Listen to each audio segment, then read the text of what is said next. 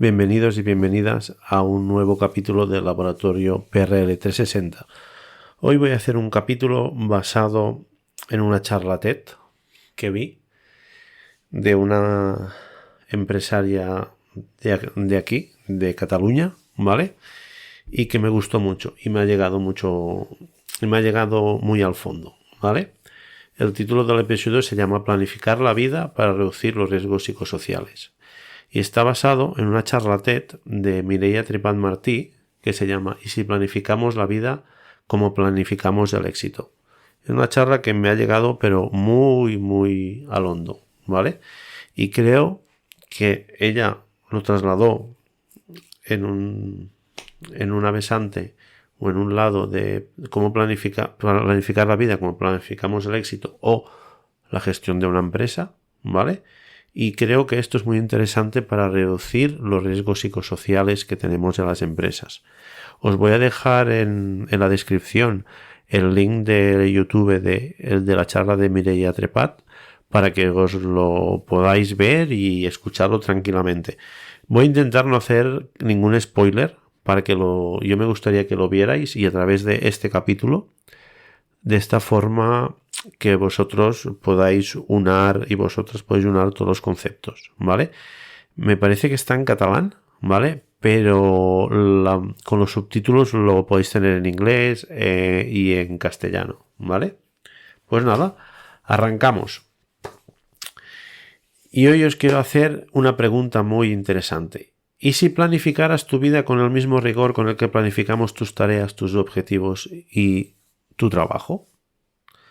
El contexto viene dado, como os he dicho, inspirado por la charla TED de Mireia Trepat, que hace reflexionar cómo una buena planificación personal nos puede ayudar a prevenir los riesgos psicosociales, sobre todo en estrés, sobrecarga, falta de control sobre nosotros mismos o las tareas, o el desequilibrio entre la vida personal y laboral. Que eso sí que es verdad, que ya sabemos que últimamente vamos mucho en piloto automático, ¿vale?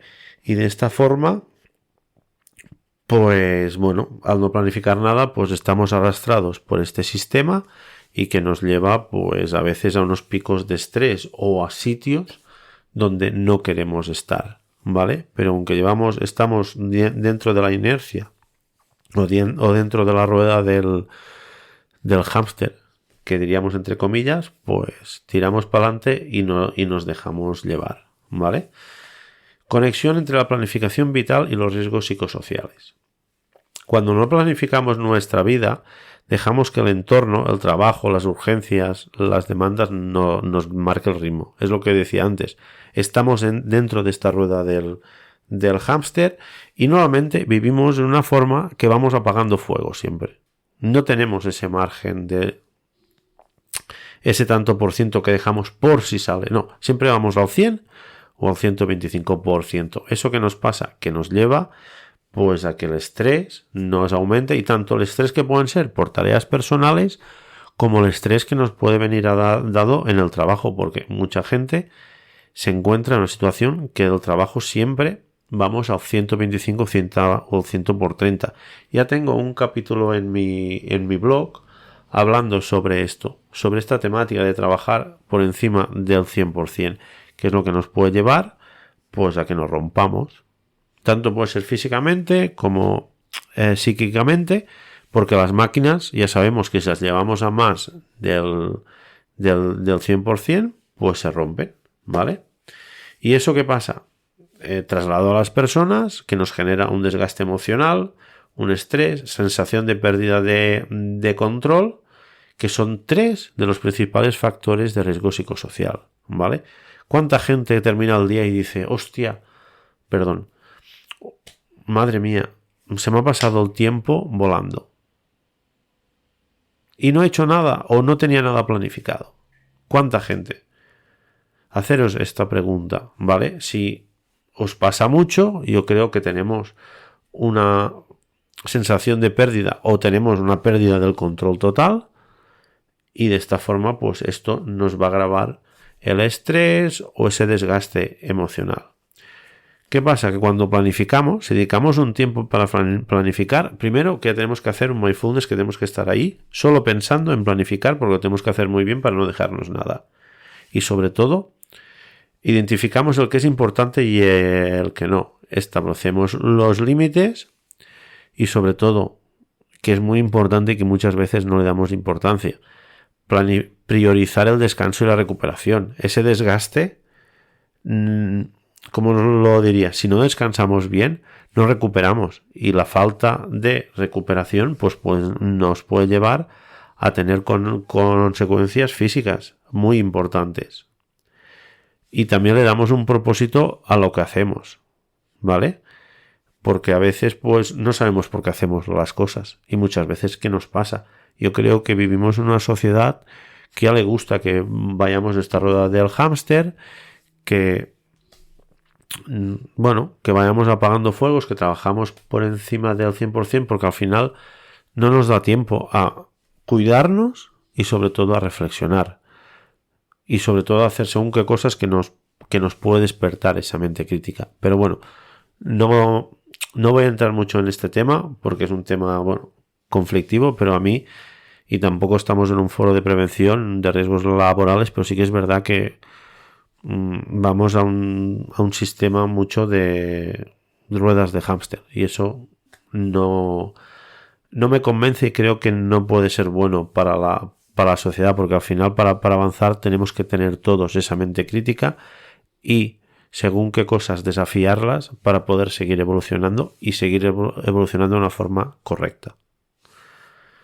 Volvemos a lo de darle un propósito. Si le damos un propósito, ¿vale? Y hacemos todo lo que hemos hecho anteriormente, ¿qué pasa? Vamos a reducir la carga mental, la ambigüedad de rol y el conflicto trabajo-vida personal, ¿vale?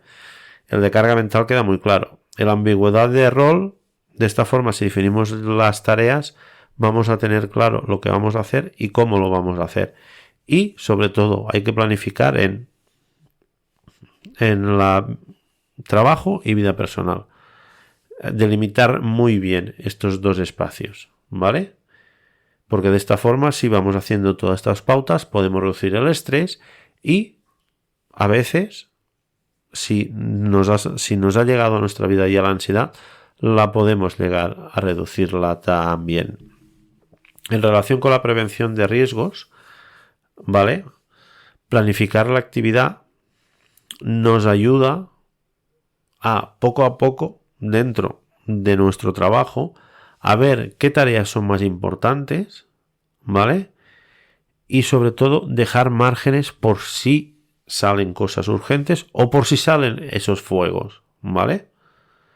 Porque es muy importante en referente en el trabajo, ¿vale?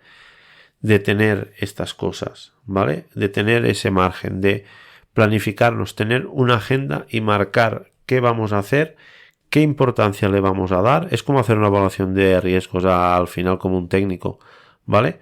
Dar esa importancia para hacer esas cosas antes e ir poco a poco abriendo esos focos y cerrándolos, ¿vale? Porque si lo tenemos todo delante, lo que pasa, pues, que nos va a saltar el estrés, la ansiedad y nos vamos a quemar y podemos llegar a un burnout, ¿vale? Por eso yo creo que es muy importante, sobre todo también en nuestro trabajo, cuando llegamos o arrancamos semana o terminamos semana el viernes o cada día, tener esos plannings y ver lo que nos va quedando pendiente y lo que vamos realizando y siempre dejar ese margen por si sale algo, porque si no, al final no es bastallar, ¿vale? Y también es importante proponer a dirección de las empresas, pues, que se haga formaciones de gestión del tiempo, cuidado, planificación personal y emocional. Para mí eso es muy importante, porque en la vida, ¿quién nos va a dar esas formaciones de gestión del tiempo, autocuidado, planificación personal y emocional? Pues ahora mismo, desde pequeños, a mí me suena, no me lo han dado en ningún sitio, ni en la escuela, ni en el instituto, ni en los ciclos formativos de grado medio, grado superior que he hecho o en la universidad que estoy estudiando, ¿vale? no me lo han dado.